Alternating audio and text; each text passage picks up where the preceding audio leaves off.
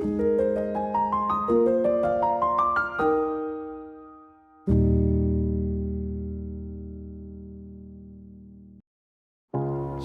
para sahabat GKI Manyar, betapa senang kita berjumpa lagi dan saat ini kita akan bersama merenungkan firman Tuhan. Sebelum itu mari kita bersama berdoa. Tuhan, terima kasih untuk saat ini kami boleh bersama merenungkan dan belajar dari firman-Mu dalam kehidupan sehari-hari. Dalam nama Tuhan Yesus, amin. Kita akan membahas tentang pinjaman online atau yang disebut dengan pinjol. Saat-saat ini pinjaman online atau pinjol itu memang sedang menjamur. Karena begitu mudah pinjam sejumlah uang melalui pinjol ini. Lebih mudah daripada lewat bank. Syarat-syarat pinjam uang secara online bisa lebih cepat disetujui dan tidak usah jerimet-jerimet seperti bank. Namun pengembalian pinjaman itu dihitung bunga per bunga yang bisa mencekik leher. Ini amat berat. Namun apa yang mudah biasanya risikonya memang besar di kemudian hari. Nah, kita akan lihat ini. Bagaimana iman Kristen mengajar kita tentang masalah pinjam-meminjam atau utang piutang. Untuk membahas ini, kita akan melihat dari dua sisi, yaitu sisi peminjam dan satunya sisi pemberi pinjaman. Kita lihat yang pertama.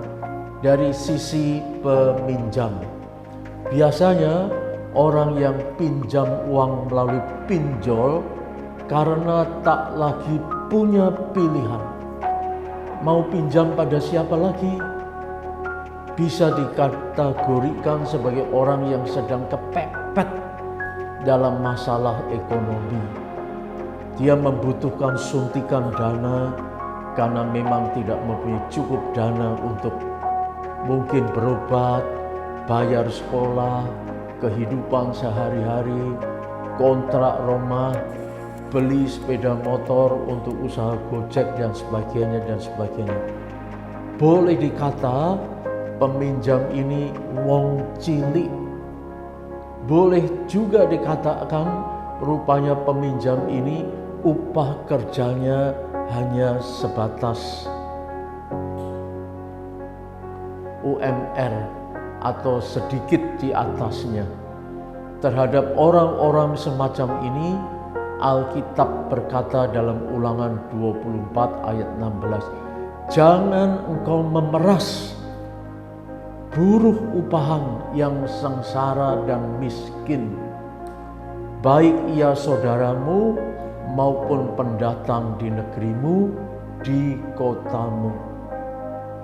Bisa dibayangkan betapa berat wong cilik seperti ini jika harus membayar bunga berbunga yang terasa mencekik hidupnya dan keluarganya serta masa depannya bisa hancur karena terlilit hutang dengan bunga yang mencekik leher. Jika mereka tidak dapat membayar bunga tepat waktu, mereka akan ditekan oleh debt collector yang garang-garang, main sita, main rampas barang-barang, atau bahkan menyita rumah tanpa pengadilan. Barang dan rumah yang dirampas pun ternyata masih belum bisa melunasi pinjaman beserta bunga berbunganya itu. Bahkan ada yang terpaksa dalam tanda petik memberikan anak gadisnya atau bahkan istrinya kepada orang lain untuk mendapatkan uang guna melunasi hutangnya kepada pinjol. Karena tekanan batin dan ancaman yang membebani hidupnya, peminjam uang lewat pinjol sampai bisa sakit-sakitan dan bahkan bisa-bisa mati tanpa daya karena tidak memiliki rasa aman dan tidak tenang dan gelisah terus dalam hidupnya karena didatangi oleh debt collector. Yang kedua, dari sisi pemilik uang atau pengusaha pinjol, mungkin tidak berlebihan bila pemilik uang atau pengusaha pinjol itu disebut lintah darat. Mereka mengambil keuntungan dengan tidak wajar dari wong cilik yang sejatinya sedang membutuhkan pertolongan, namun malah diperas dan dirampas semua miliknya. Bahkan upah kerjanya pun dan barang-barang miliknya masih belum bisa untuk membayar pinjamannya itu. Kalau sampai terjadi seperti ini, bukankah si pemilik uang itu bisa kita golongkan sebagai perampas atau bahkan perampok di siang bolong? Dalam hal ini firman Tuhan dengan tegas berkata dalam Imamat 19 ayat 13, "Janganlah engkau memeras sesamamu dan janganlah engkau merampas. Janganlah kau tahan upah seorang buruh upahan sampai sore hari." Ayat ini mengajarkan kepada kita kehidupan yang mau memanusiakan manusia jangan hanya karena uang sampai manusia sesama kita dikorbankan dan diperas habis-habisan. Memang terkadang pemilik uang sering menghadapi peminjam uang yang juga nakal, tidak mau bayar dan mengembalikan uang pinjamannya, padahal ia sudah menikmati hasilnya. Tentu hal seperti ini sangat merugikan pemilik uang atau pengusaha pinjol itu. Sebaiknya masalah utang piutang harus diselesaikan dengan cara-cara yang lebih manusiawi dan mengindahkan hukum yang berlaku.